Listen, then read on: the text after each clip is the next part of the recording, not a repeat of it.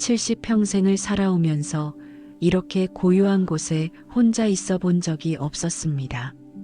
새소리만 들리는 이 산속 초가집에서 벌써 나흘째, 아니 닷새째인가요? 달력도 없고 시계도 없으니 시간이 어떻게 가는지 잘 모르겠습니다. 그저 해가 뜨고 지는 것으로 하루를 세고 있을 뿐입니다. 민수가 저를 여기 데려온 건 지난주 화요일이었습니다. 엄마, 요즘 건강도 안 좋으시고 도시 공기도 안 좋잖아요. 제 친구가 산속에 좋은 집이 있다고 해서 당분간 거기서 요양하시면서 쉬세요라고 하더군요. 며느리 미경이는 옆에서 어머님, 거기 공기 정말 좋대요. 우리도 주말마다 올라갈게요라며 환하게 웃었습니다. 그때는 정말 몰랐습니다. 이게 마지막이 될 줄은요. 차를 타고 한참을 달렸습니다. 고속도로를 벗어나 좁은 시골길로, 그리고 더 좁은 산길로 올라갔습니다. 차 한 대 겨우 지나갈 만한 비포장 도로를 한참 오르니 낡은 초가집 한 채가 나타났습니다. 엄마, 여기에요. 조용하고 좋죠? 민수가 억지로 밝은 목소리를 내며 말했습니다. 집 안으로 들어서니 먼지가 자욱했습니다. 오래된 가구 몇 개와 이불 한 채, 그리고 부엌에는 쌀 한 포대와 김치 몇 통이 전부였습니다. 엄마, 며칠 있으면 제가 다시 올게요. 일이 좀 바빠서. 민수는 제 눈을 제대로 마주치지도 않고 황급히 내려갔습니다. 그렇게 저는 혼자 남겨졌습니다. 처음 이틀은 민수를 기다렸습니다. 주말이면 온다고 했으니까요. 하지만 주말이 지나도 그 다음 주말이 지나도 아무도 오지 않았습니다. 핸드폰이라도 있으면 전화를 걸어볼 텐데 민수가 여기는 전파가 안 터져요라며 제 핸드폰을 가져갔습니다. 그때는 그게 이상하다고 생각하지 못했습니다. 밤이 되면 무섭습니다. 깊은 산속이라 온갖 소리가 들립니다. 바람 소리, 나뭇가지 부러지는 소리, 어디선가 들려오는 짐승 울음소리. 이불을 머리끝까지 뒤집어 쓰고 떨면서 밤을 지셉니다. 아침이 오면 또 하루를 버텨야 합니다. 쌀은 아껴 먹어도 이제 바닥이 보이기 시작했습니다. 김치도 얼마 남지 않았습니다. 집 앞에 작은 텃밭이 있어서 거기서 자라는 풀들을 뜯어먹기도 했습니다. 어렸을 적 시골에서 살 때 할머니가 해주시던 나물들이 생각났습니다. 혼자 있다 보니 자꾸 옛날 생각이 납니다. 민수 아빠가 교통사고로 세상을 떠났을 때 민수는 겨우 10살이었습니다. 장례식장에서 엄마, 나 이제 어떻게 해? 라며 울던 그 작은 손을 잡고 괜찮아. 엄마가 있잖아. 엄마가 너 꼭 대학 보낼게라고 다짐했던 그날이 어제 일 같습니다. 그때부터였습니다. 새벽 4시에 일어나 시장에 나가 반찬 가게 준비를 하고 밤늦게까지 일했습니다. 손님들이 사장님, 이 김치 정말 맛있어요 라고 할 때마다 힘이 났습니다. 민수 학원비 벌려고, 민수 대학 등록금 마련하려고 하루도 쉬지 않았습니다. 민수는 공부를 잘했습니다. 장학금을 받아 대학을 졸업하고 대기업에 취직했습니다. 엄마, 이제 편하게 사세요. 제가 모실게요라며 눈물을 흘리던 민수의 모습이 지금도 선합니다. 그때 저는 세상을 다 가진 기분이었습니다. 회사를 다니던 민수는 몇 년 후 동료들과 함께 건설회사를 차렸습니다. 처음에는 힘들었지만 점점 사업이 커졌고 좋은 집으로 이사를 했습니다. 그리고 미경이를 만나 결혼했습니다. 미경이는 처음부터 저를 반기지 않았습니다. 어머님, 저희 둘이서 신혼생활 좀 할게요라며 따로 살기를 원했습니다. 하지만 민수가 엄마는 나랑 살아야 해라고 했고 저는 민수네 집에서 함께 살게 되었습니다. 처음 몇 년은 괜찮았습니다. 손주들도 태어났고 저는 아이들을 돌보며 행복했습니다. 하지만 미경이의 태도는 점점 차가워졌습니다. 어머님, 요즘 깜빡깜빡 하시는 것 같은데 병원 한번 가보세요라는 말을 자주 했습니다. 그러던 어느 날 제가 가스불을 끄는 것을 깜빡했습니다. 다행히 큰일은 나지 않았지만 그날 이후 미경이는 노골적으로 불편한 기색을 보였습니다. 여보, 어머니 이러시다가 큰일 나겠어요. 요양원이라도 알아봐야 하는 거 아니에요? 민수는 대답하지 않았습니다. 하지만 그날 이후 민수의 눈빛이 달라진 것을 느꼈습니다. 저를 피하기 시작했고 말수도 줄었습니다. 그리고 그 화요일 저는 이곳으로 오게 된 것입니다. 창문으로 보이는 산 아래를 바라보며 생각합니다. 혹시 민수가 올까? 혹시 손주들이 할머니 보고 싶어요라며 찾아올까? 하지만 하루하루 지나면서 그 희망은 점점 작아지고 있습니다. 어제 집 앞 쓰레기통을 뒤지다가 비닐봉투 하나를 발견했습니다. 안에는 제가 이곳에 오기 전날 민수네 집에서 입었던 옷가지들이 들어 있었습니다. 누군가 버린 것 같았습니다. 그 옷들을 꺼내 냄새를 맡았습니다. 손주들 냄새가 났습니다. 그때 봉투 밑바닥에서 뭔가 만져졌습니다. 봉투 밑바닥에서 만져진 것은 작은 공책 한 권이었습니다. 낡고 구겨진 공책, 제가 시장 반찬 가게를 할 때 쓰던 가계부였습니다. 어떻게 이게 여기 있는지 모르겠지만 손으로 만지는 순간 눈물이 났습니다. 공책을 펼쳐봤습니다. 제 손글씨로 빼곡히 적힌 숫자들이 보였습니다. 1998년 3월 15일 김치 판매 2만 원, 된장찌개 판매 1만 5천 원, 민수 학원비 마련 마이너스 5만 원 부족. 1999년 7월 20일 오늘 장사 잘됨 7만 원 벌었음. 민수 운동화 사줌 마이너스 3만 5천 원. 한 장 한 장 넘기면서 그때 그 시절이 고스란히 떠올랐습니다. 겨울에는 손이 트고 여름에는 더위에 지쳐 쓰러질 것 같았지만 민수 생각만 하면 힘이 났습니다. 공책 중간쯤에는 제가 적어놓은 메모가 있었습니다. 민수야, 엄마는 내가 이 세상에서 제일 자랑스럽단다. 힘들어도 참아라. 엄마가 꼭 너를 훌륭한 사람으로 만들어줄게. 공책을 가슴에 안고 한참을 울었습니다. 그때는 정말 행복했습니다. 힘들었지만 희망이 있었고 민수가 잘 되는 모습을 보는 게 저의 전부였으니까요.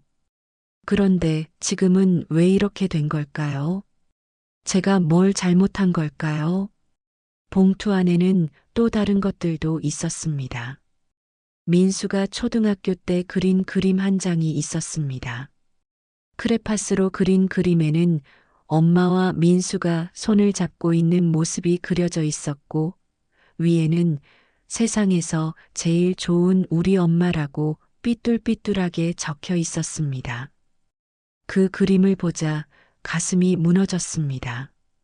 그때 그 민수는 어디로 간 걸까요? 그렇게 엄마를 사랑하던 아이가 어떻게 이렇게 변한 걸까요? 저는 봉투를 들고 집 안으로 들어와 마루에 주저앉았습니다. 공책과 그림을 펼쳐놓고 한참을 바라봤습니다. 그러다가 문득 깨달았습니다. 이 봉투는 누군가 버린 게 아니라 누군가 일부러 여기에 놓고 간 것 같다는 생각이 들었습니다. 혹시 민수가? 아니면 미경이가? 다음 날 아침, 저는 집 앞을 더 자세히 살펴봤습니다. 쓰레기통 옆에는 작은 발자국이 있었습니다. 어린아이 신발 자국 같았습니다. 손주들이 왔던 걸까요? 하지만 왜 집 안까지 들어오지 않고 그냥 간 걸까요? 그날 오후 배가 고파서 남은 쌀로 죽을 끓여 먹었습니다. 이제 쌀도 바닥이 났습니다. 내일부터는 뭘 먹어야 할지 걱정입니다. 산에 나가서 나물이라도 더 뜯어와야 할 것 같습니다. 저녁이 되자 또다시 외로움이 밀려왔습니다. 혼자 밥을 먹고, 혼자 설거지를 하고, 혼자 방에 누워 천장을 바라봅니다. 민수네 집에 있을 때는 이렇게까지 외롭지는 않았습니다. 비록 미경이가 저를 불편해했지만 그래도 손주들 웃음소리라도 들을 수 있었으니까요. 손주들이 보고 싶습니다. 큰 손주 지훈이는 올해 8살, 작은 손주 지은이는 5살입니다. 지훈이는 할머니, 이거 봐요. 라며 자랑하는 걸 좋아했고, 지은이는 제품에 안겨 할머니 사랑해요라고 말하곤 했습니다. 그 아이들은 지금 할머니가 어디 있는지 알까요? 찾지는 않을까요? 밤이 되어 잠을 청하려는데 밖에서 이상한 소리가 들렸습니다. 차 소리 같았습니다. 이 깊은 산속에 누가 올 리 없는데 혹시 민수가 온 걸까 싶어 황급히 일어났습니다. 하지만 문을 열고 밖을 내다봤을 때는 아무것도 보이지 않았습니다. 그저 어둠뿐이었습니다. 혹시 제가 잘못 들은 걸까요? 아니면 너무 간절히 바라서 환청이 들린 걸까요? 다시 방으로 돌아와 이불을 덮었습니다. 그러다가 문득 생각이 들었습니다. 혹시 민수가 저를 여기 데려온 게 정말로 요양을 시키려던 게 아니라 그냥 저를 버리려고 한 건 아닐까? 그 생각을 하자 온몸이 떨렸습니다. 아니야, 민수가 그럴 리 없어. 제가 키운 아들이 그럴 리가 없어. 하지만 마음 한편에서는 또 다른 목소리가 들렸습니다. 그럼 왜 한 번도 오지 않는 거야? 왜 연락도 안 되는 거야? 잠을 이루지 못하고 뒤척이다가 새벽녘이 되어서야 겨우 잠들었습니다. 꿈을 꿨습니다. 민수가 어렸을 때의 꿈이었습니다. 초등학교 운동회 날 민수가 달리기에서 1등을 했습니다. 엄마, 나 1등 했어. 라며 달려와 안기던 민수의 얼굴이 또렷했습니다. 그런데 꿈속에서 민수가 갑자기 울기 시작했습니다. 엄마, 미안해요. 엄마, 정말 미안해요라며 계속 우는 것이었습니다. 저는 왜 우니? 무슨 일이야? 라고 물었지만 민수는 대답하지 않고 계속 울기만 했습니다. 꿈에서 깨어났을 때는 아침이었습니다. 가슴이 답답하고 불안했습니다. 혹시 민수에게 무슨 일이 생긴 건 아닐까? 혹시 사업이 잘못되어서 힘든 건 아닐까? 그날 아침 저는 결심했습니다. 이대로 있을 수만은 없다고. 산을 내려가야겠다고. 걸어서라도 마을까지 가서 전화라도 빌려야겠다고. 하지만 막상 집 밖으로 나가려니 다리에 힘이 없었습니다. 며칠째 제대로 먹지 못해 기운이 없었고 길도 잘 기억나지 않았습니다. 민수가 차로 데려올 때 1시간 넘게 걸렸는데 걸어서 내려간다는 건 불가능할 것 같았습니다. 결국 저는 다시 집 안으로 돌아왔습니다. 그리고 또다시 공책을 펼쳤습니다. 제가 적어놓은 글들을 읽으면서 위로를 받으려고 했습니다. 공책 마지막 장에는 이런 글이 적혀 있었습니다. 2015년 5월 1일 오늘 민수가 회사 차렸다고 했다. 엄마는 정말 자랑스럽다. 이제 고생 끝이구나. 민수야, 엄마는 내가 행복하면 그걸로 충분하단다. 그 글을 읽는데 눈물이 멈추지 않았습니다. 행복하면 충분하다고 했는데 지금 민수는 행복할까요? 저를 이렇게 버리고도 행복할 수 있을까요? 그때였습니다. 문 밖에서 또다시 소리가 들렸습니다. 가슴이 두근거렸습니다. 문 밖 소리가 점점 가까워졌습니다. 발걸음 소리였습니다. 한 사람이 아니라 여러 사람의 발소리 같았습니다. 민수야? 민수 왔니? 목소리를 내려 했지만 떨려서 제대로 나오지 않았습니다. 문고리를 잡으려는데 밖에서 목소리가 들렸습니다. 할머니, 아이 목소리였습니다. 지훈이 목소리였습니다. 얼른 문을 열었습니다. 그곳에는 지훈이와 지은이가 서 있었습니다. 두 아이 모두 눈이 빨갛게 부어 있었고 지은이는 울먹이고 있었습니다. 그리고 그 뒤에는 민수가 서 있었습니다.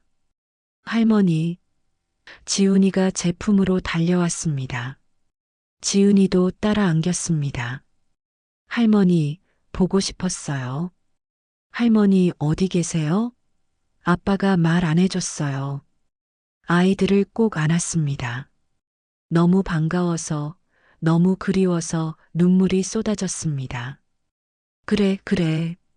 할머니도 너희들 보고 싶었어. 많이 보고 싶었단다. 그때 민수가 천천히 다가왔습니다. 민수의 얼굴은 헬쑥했고 눈가에는 다크서클이 짙게 내려앉아 있었습니다. 며칠을 잠을 못 잔 것 같았습니다. 엄마, 민수가 떨리는 목소리로 말했습니다. 저는 아이들을 놓고 천천히 일어났습니다. 왜 이제야 왔니? 주말마다 온다며? 전화 한 통 없이 얼마나 기다렸는지 아니? 민수는 대답하지 못하고 고개를 숙였습니다. 그러다가 무릎을 꿇었습니다. 엄마, 죄송합니다. 정말 죄송합니다. 무릎은 왜 꿇니? 일어나. 하지만 민수는 일어나지 않았습니다. 그대로 엎드려 울기 시작했습니다. 엄마, 저는 정말 나쁜 놈입니다. 아이들도 놀라서 아빠를 바라봤습니다. 지은이가 아빠 왜 울어? 라며 민수에게 다가갔습니다. 저는 혼란스러웠습니다. 무슨 일이니? 왜 이러는 거야? 민수가 고개를 들었습니다. 눈물범벅이 된 얼굴로 저를 바라보며 말했습니다. 엄마, 사실은 미경이가 엄마를 이곳에 보내자고 했습니다. 요양원은 돈이 너무 많이 들어서 차라리 조용한 곳에 계시게 하자고. 저는 그게 잠깐일 줄 알았습니다. 일주일 정도만 계시게 하고 다시 모시려고 했습니다. 가슴이 철렁 내려앉았습니다. 그런데 미경이가 엄마 오신 다음 날 제게 말했습니다. 그냥 이대로 두자고. 가끔 식료품이나 갖다 드리면 된다고. 저는 처음에는 안 된다고 했습니다. 하지만 미경이가 계속 얘기했습니다. 회사 일도 바쁘고 아이들 교육비도 많이 들고 어머니 치매도 점점 심해지는데 계속 같이 살 수 없다고. 그래서 너는 그 말을 들었단 말이지. 민수는 더 큰 소리로 울었습니다. 엄마, 저는 나쁜 놈입니다. 정말 나쁜 놈입니다. 엄마가 저를 어떻게 키우셨는데 새벽부터 밤늦게까지 일하시면서 저 대학 보내셨는데 저는 그 은혜도 모르고 저는 그 자리에 주저앉았습니다. 다리에 힘이 풀렸습니다. 그래서 진짜로 저를 버린 거였구나. 요양이 아니라 그냥 버린 거였구나. 그럼 오늘은 왜 온 거니? 민수가 주머니에서 뭔가를 꺼냈습니다. 구겨진 편지 한 장이었습니다. 이걸 지훈이가 엄마 방에서 발견했습니다. 편지를 받아 펼쳤습니다. 제 글씨였습니다. 언제 쓴 건지 기억은 잘 나지 않지만 분명 제가 쓴 글씨였습니다. 사랑하는 민수에게 엄마가 요즘 자꾸 깜빡깜빡한다. 아침에 밥을 먹었는지도 잊어버리고 방금 한 얘기를 또 하기도 한다. 미경이가 불편해하는 게 느껴진다. 너도 힘들어하는 게 보인다. 엄마는 괜찮다. 엄마는 너만 행복하면 된다. 만약 엄마가 너희에게 짐이 된다면 엄마를 어디든 보내도 좋다. 요양원이든 어디든 엄마는 이해한다. 다만 한 가지만 부탁한다. 가끔 와서 얼굴만 보여다오. 그것만으로도 엄마는 행복할 것 같다. 사랑한다, 우리 아들. 편지를 읽는데 눈물이 멈추지 않았습니다. 제가 이런 편지를 썼었구나. 기억이 잘 나지 않지만 분명 제가 쓴 글씨였습니다. 민수가 말했습니다. 지훈이가 이 편지를 발견하고 저한테 가져왔습니다. 아빠, 할머니가 이런 편지 썼어. 할머니 어디 계세요? 보러 가야 돼요라고 계속 울면서 저는 그때 정신이 번쩍 들었습니다. 제가 뭘 한 건지 깨달았습니다. 지훈이가 제 곁으로 와서 말했습니다. 할머니, 저희가 할머니 찾을게요. 아빠한테 계속 물어봤어요. 할머니 어디 계시냐고. 그랬더니 아빠가 여기 데려왔어요. 제가 그 봉투를 쓰레기통에 두고 간 게 민수였구나. 제 옛날 물건들을 챙겨서 여기 놓고 간 거구나. 혹시 제가 그걸 보면 뭔가 기억할까봐, 혹시 연락할 방법이라도 찾을까봐. 민수야, 엄마 죄송합니다. 정말 죄송합니다. 저는 사람도 아닙니다. 엄마를 이렇게 대접할 자격이 없습니다. 저는 한참을 아무 말도 하지 못했습니다. 화가 났습니다. 정말 많이 화가 났습니다. 하지만 동시에 너무 슬펐습니다. 제 아들이 이렇게까지 된 게, 제가 이렇게까지 짐이 된 게 슬펐습니다. 집에 가자. 제가 말했습니다. 민수가 고개를 들었습니다. 엄마, 집에 가자고. 이제 그만 집에 가자. 민수가 다시 울기 시작했습니다. 엄마, 감사합니다. 정말 감사합니다. 엄마, 다시는 이런 일 없을 겁니다. 제가 맹세합니다. 하지만 저는 알았습니다. 미경이가 있는 한 그 집에서 저는 환영받지 못한다는 것을. 하지만 어쩌겠습니까? 그래도 제 아들인데, 그래도 제 손주들인데, 차에 타려는데 지은이가 제 손을 잡았습니다. 할머니, 우리 집 가면 제가 할머니 옆에서 잘게요. 할머니 외롭지 않게 해드릴게요. 그 말에 또다시 눈물이 났습니다. 그래, 고맙구나. 차가 산길을 내려가는 동안 저는 창밖을 바라봤습니다. 이 초가집에서 보낸 며칠이 주마등처럼 지나갔습니다. 외롭고 무섭고 배고팠던 그 시간들. 하지만 한편으로는 생각했습니다. 이게 끝일까? 정말 이대로 괜찮아질까? 집으로 돌아가는 길, 제 마음 한편에는 여전히 불안함이 남아 있었습니다. 집에 도착했을 때는 저녁 무렵이었습니다. 현관문을 열고 들어서는데 미경이가 거실에 서 있었습니다. 놀란 표정이었습니다. 어머님, 어떻게? 민수가 미경이를 바라보며 말했습니다. 여보, 우리 얘기 좀 해야겠어요. 그날 밤 민수와 미경이는 한참을 이야기했습니다. 저는 방에서 아이들과 함께 있었습니다. 지은이는 제 품에 안겨 잠들었고 지훈이는 제 손을 꼭 잡고 있었습니다. 다음 날 아침 미경이가 제 방으로 들어왔습니다. 얼굴이 많이 상해 있었습니다. 밤새 울었던 것 같았습니다. 어머님 정말 죄송합니다. 미경이가 무릎을 꿇었습니다. 제가 너무 이기적이었습니다. 제 편함만 생각했지 어머님 마음은 전혀 생각하지 못했습니다. 저는 미경이를 일으켰습니다. 일어나요. 무릎 꿇지 말고. 어머님, 미경 씨, 나도 이해해요. 시어머니랑 사는 게 편할 며느리가 어디 있겠어요. 내가 깜빡깜빡하는 것도 불안했을 거고. 나도 알아요. 내가 점점 짐이 되어 간다는 거. 미경이가 고개를 저었습니다. 아닙니다. 어머님은 짐이 아니세요. 아니야. 짐이 맞아요. 하지만 미경 씨, 나도 한때는 며느리였어요. 시어머니 모시는 게 얼마나 힘든지 알아요. 다만, 저는 잠시 말을 멈췄다가 이어갔습니다. 다만 한 가지만 부탁할게요. 나를 투명인간 취급하지는 말아요. 불편하면 불편하다고 말해요. 그럼 내가 조심할게요. 미경이가 눈물을 흘렸습니다.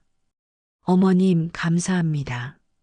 제가 더 잘할게요. 그날부터 조금씩 달라지기 시작했습니다. 미경이는 아침마다 제게 인사를 했고 밥상도 함께 차려주었습니다. 완벽하지는 않았습니다. 여전히 어색한 순간들도 있었고 미경이가 저를 불편해하는 게 느껴질 때도 있었습니다. 하지만 예전처럼 노골적으로 대하지는 않았습니다. 노력하는 게 보였습니다. 민수는 더 자주 집에 있으려고 했습니다. 엄마, 오늘 저녁 같이 먹어요. 엄마 좋아하시는 갈비찜 사올게요라며 자주 말을 걸었습니다. 지훈이와 지은이는 매일 밤 제 방으로 와서 할머니, 오늘 학교에서 이런 일이 있었어요 라며 이야기를 들려주었습니다. 그렇게 한 달이 지났습니다. 어느 날 아침 저는 거울을 보다가 깜짝 놀랐습니다. 산속에서 돌아온 이후로 제 얼굴에 생기가 돌았습니다. 그동안 얼마나 초췌했었는지 그제야 알았습니다. 그날 오후 민수가 제게 말했습니다. 엄마, 제가 병원 예약했어요. 치매 검사 받으러 가요. 괜찮아. 나는 괜찮단다. 엄마, 제대로 검사 받으셔야 해요. 그래야 제가 안심하죠. 혹시 치료할 수 있으면 치료하고 관리할 수 있으면 관리하는 거예요. 엄마, 저랑 오래오래 사셔야 해요. 병원에서 검사를 받았습니다. 결과가 나왔을 때 의사 선생님이 말했습니다. 경도 인지장애 초기 단계입니다. 치매로 진행될 수도 있지만 적극적으로 관리하시면 진행 속도를 늦출 수 있습니다. 민수가 의사에게 자세히 물었습니다. 어떻게 관리해야 하나요? 규칙적인 생활, 적절한 운동, 그리고 무엇보다 중요한 건 가족들과의 교류입니다. 대화를 많이 나누시고 함께 시간을 보내시는 게 가장 좋은 치료입니다. 병원을 나오는 길에 민수가 제 손을 잡았습니다. 엄마, 제가 매일 엄마랑 산책할게요. 그리고 주말에는 아이들이랑 같이 공원도 가고. 민수야, 너 바쁘잖아. 엄마가 더 중요해요. 제가 그동안 뭘 놓치고 살았는지 이제야 알았어요. 집으로 돌아오는 차 안에서 저는 창밖을 바라봤습니다. 산속 초가집에서 돌아올 때와는 다른 마음이었습니다. 그때는 불안했지만 지금은 조금 편안했습니다. 그날 밤 지훈이가 제 방으로 와서 물었습니다. 할머니, 그때 산속집에서 무서우셨어요? 응, 조금 무서웠지. 할머니 다시는 거기 안 가시죠? 안 가. 약속하세요. 할머니 우리랑 계속 같이 사시는 거예요. 저는 지훈이를 안아주었습니다. 그래, 할머니 여기 있을게. 그로부터 며칠 후, 저는 옛날 시장 근처를 산책하다가 예전에 제가 운영하던 반찬가게 자리를 지나가게 되었습니다. 지금은 다른 가게가 들어서 있었지만 그 앞을 지날 때마다 옛 생각이 났습니다. 새벽부터 김치를 담그고 된장찌개를 끓이고 손님들에게 맛있게 드세요라고 인사하던 그 시절. 힘들었지만 행복했던 시절. 그때 누군가 제 이름을 불렀습니다. 순희 씨? 돌아보니 옛날 단골 손님이었던 분이었습니다. 어머, 김씨 아줌마? 맞아요. 순희 씨 맞죠? 오랜만이에요. 우리는 근처 카페에 앉아 이야기를 나눴습니다. 순희 씨 아들 잘 됐다면서요? 사장님 됐다고 들었어요. 네, 그렇게 됐어요. 자랑스럽겠어요. 그때 얼마나 고생하셨는데. 새벽부터 밤늦게까지 일하시는 거 다 봤어요. 그분의 말을 듣다가 문득 깨달았습니다. 제가 민수를 위해 희생한 시간들이 헛되지 않았다는 것을. 비록 민수가 한때 저를 버렸지만 결국 돌아왔다는 것. 그리고 지금은 다시 시작할 수 있다는 것. 집으로 돌아왔을 때 미경이가 저녁 준비를 하고 있었습니다. 어머님, 오늘 어머님 좋아하시는 김치찌개 끓였어요. 고마워요. 식탁에 둘러앉아 밥을 먹는데 지은이가 말했습니다. 할머니, 이거 맛있어요? 응, 아주 맛있어. 민수가 웃으며 말했습니다. 엄마, 다음 주 일요일에 다 같이 놀이공원 갈까요? 그래, 가자. 그 순간 깨달았습니다. 완벽하지 않아도 괜찮다는 것을. 미경이가 저를 완전히 편하게 대하지는 못해도 노력하는 게 보인다는 것. 민수가 완벽한 아들은 아니지만 잘못을 깨닫고 다시 시작하려 한다는 것. 그리고 무엇보다 제가 여전히 이 가족에게 필요한 사람이라는 것. 밤이 되어 혼자 방에 누웠을 때 저는 그 산속 초가집을 떠올렸습니다. 그곳에서 보낸 며칠은 제 인생에서 가장 힘든 시간이었습니다. 하지만 동시에 깨달음을 준 시간이기도 했습니다. 혼자 남겨졌을 때 저는 제가 얼마나 외로운 사람인지 알았습니다.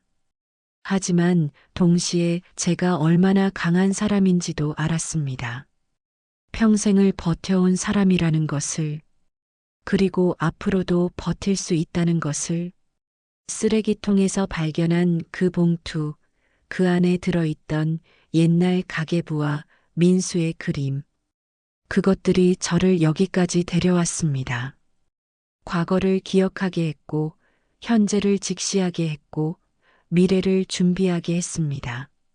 민수는 그 봉투를 놓고 갔을 때 무슨 생각을 했을까요? 혹시 제가 그걸 보고 연락할 방법을 찾을까봐? 아니면 그냥 지나간 시절을 추억하시라고? 어쩌면 민수도 괴로웠을지 모릅니다. 저를 그곳에 두고 온 것이 옳은 일인지 고민했을지 모릅니다. 그래서 그 봉투를 놓고 간 게 아니었을까요? 창밖을 보니 별이 보였습니다. 산속 초가집에서 봤던 그 별들과 똑같은 별이었습니다.